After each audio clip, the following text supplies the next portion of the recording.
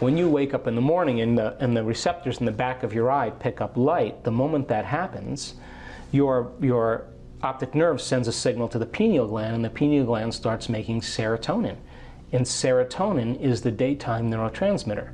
In other words, serotonin gets you up and going. It gets your brain turned on.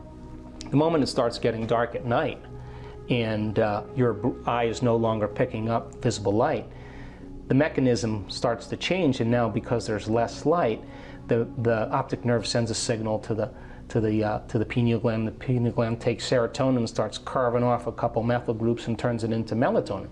And melatonin is the nighttime neurotransmitter. So Sarah gets you up in the morning, and Mel puts you to bed at night.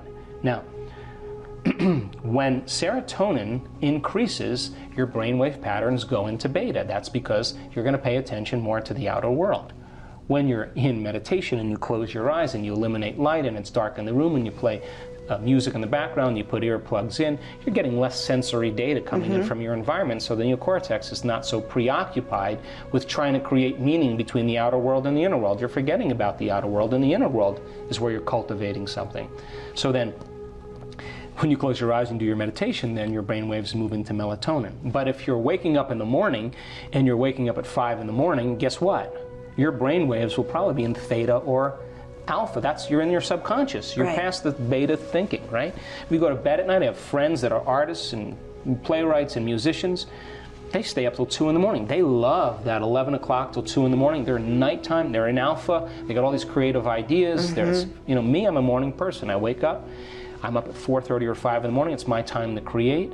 I set aside a certain amount of time. That's my time, because the rest of the day I'm serving. So I like to get myself right in the morning, right?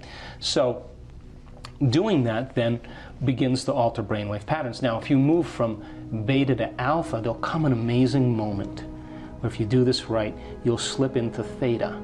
Now, theta is when your body is asleep, but your mind is awake. Yes. So think about this.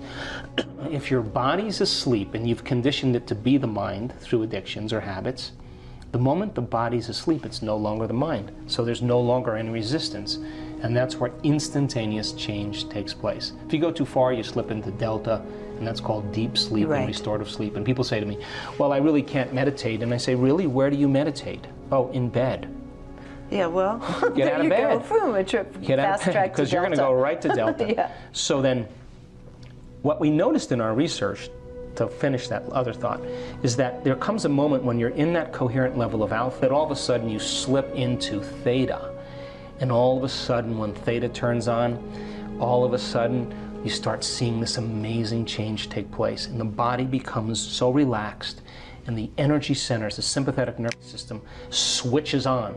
But instead of switching on like you're being chased by a tiger, or switching on like having an orgasm, or ejaculating, or switching on for whatever reason, it's switching on in balance with the parasympathetic nervous system. Yes. So the parasympathetic nervous system settles the body down, but now the sympathetic nervous system turns on, and here comes that energy, and whoosh, it travels right up the central nervous system, and when it hits the brain stem, switches on what's called the thalamic gate, the reticular activating system. All that energy now hits the train station, the docking station where all the neurons go, and boom, it hits the neocortex, and now you're producing gamma brainwave patterns. And gamma brainwaves are super conscious brainwave patterns. In other words, the inner world is the real world. The experience is so profound energetically that you never forget the moment. That's when you rewrite the program. That lady we showed having ecstasy, in a state of ecstasy in their meditation, she was in high gamma. We were watching her, I was watching her go, we're going alpha, alpha, theta, theta, theta. We looked at each other and we were like, oh no, Jeffrey and I, and all of a sudden, boom, here it comes, gamma. Off the page. So then the moment that happens, then that's energy. Yeah. And the sympathetic nervous system now is in complete balance with the parasympathetic nervous system. The thalamic gate is open. The subconscious is out of the way. It's released. And the energy is now traveling to the thinking brain, and the person's becoming super aware. You just took the dimmer switch and went from 20 watts to 50 watts, Yes. which is normal, to 100 watts. Right. And we saw that in all the redness in the brain. Her brain was full of energy, and she was in a state of catharsis. She could control that, but why would she want to? Now she's having an orgasm in her head. Her brain is having the orgasm, and it's not chemical. It's electromagnetic. It's electromagnetic. Now, here's what happens. The moment that happens, melatonin has to change. Now it starts turning into all of these amazing neurotransmitters. Melatonin is transmuted in the alchemical factory of the pineal gland, and it makes a chemical that is one of the strongest antioxidants known to man.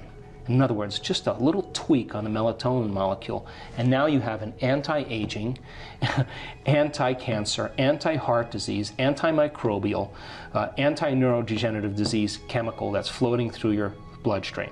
That's like the first thing.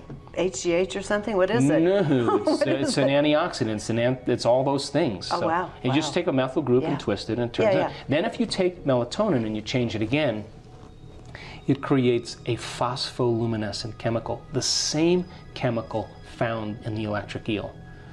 Now, what is that? The neurons are just filled with energy, and there's a glow. And the neurons now are heightened, and they're storing energy, and that's what gives those colors and patterns during the experience. And if you switch that molecule again, it turns into the chemical that you find in mammals that are hibernating. In other words, no sex drive, no appetite, the body's in stasis. You're no longer having any drives. And what a time to dream. What a time to create a future, when the body is no longer the mind. Take that chemical and tweak it again, and it's the most powerful hallucinogenic known to man. And now you're talking about the God molecule. You're talking about the inner world as the real world, and now you are walking into a dimension. And this is where you go from space-time into time-space. And that's the vision quest, or the lucid experience, or whatever mystical moment that has been talked about for antiquity. And it takes a little bit to get people to this point, but when the neurotransmitters change, the chemicals are a downward causation of a shift in consciousness. And when that happens, holy hell, because the person will never be the same. I've had experiences, I understand them, and you can't go back to business as usual after a few of those. I think, my interest is to demystify this. Right. So Let's demystify it. I mean, information, you teach people information, you teach them how to do it, and then it creates transformation. If we can measure transformation, that's more information to teach transformation better, and we can close the gap. So, in one of our advanced workshops, we actually did extensive meditation. One of the things I've realized in my own personal experience is that you have to go past the point where you want to lay down in your meditation. There comes a point when you want to lay down, or you want to give up or stop. If you go a little bit past that point and you sit up a little bit longer, and then you lay down, and you can do it early in the morning, because the neurotransmitters are just right. They're not quite melatonin, they're not quite serotonin, they're in between. And if you can get up and do your meditation early enough and sit up for an extended period of time and then lay down, the light show is going to begin. Yes. And so I started having these mystical experiences a couple years ago, and I would literally, they were so unusual that I had to go back to my quantum physics books and begin to look at what exactly was going on. But I wasn't taking any drugs. My brain was the pharmacy, in a sense. And I was having these Kundalini experiences, and it was like I was getting plugged into a light socket, like someone plugged me into the electricity socket, and I could feel every single cell of my body turning on all at once, and it was like somebody took that dial and turned it up, and it was amazing. So there was a signature energetically of love that came with that. Yes. It was the thing that I became the most interested in, because when I started having these experiences, Regina, the first thing I realized is I got this all wrong. I really had it all wrong, because this intelligence is so incredibly loving, and it's who we are. We're just separate from it. We're particle instead of wave. And when your nervous system tunes into that and the electromagnetism comes with it, the only way you can describe it is that you are so present so conscious, and so in love with the idea of being alive that you don't want anything else. You can't want in that moment, because if you started to want, you would lose the feeling. So you can't want. All you can do is be, right, and love. So I started having these experiences, and then I started thinking, well, maybe we should be able to teach this. So I started doing the research on the neuroendocrinology and what it took and the brain chemistry at the time. And then I had to start explaining what the heck was happening to me. So that's how I got involved in it.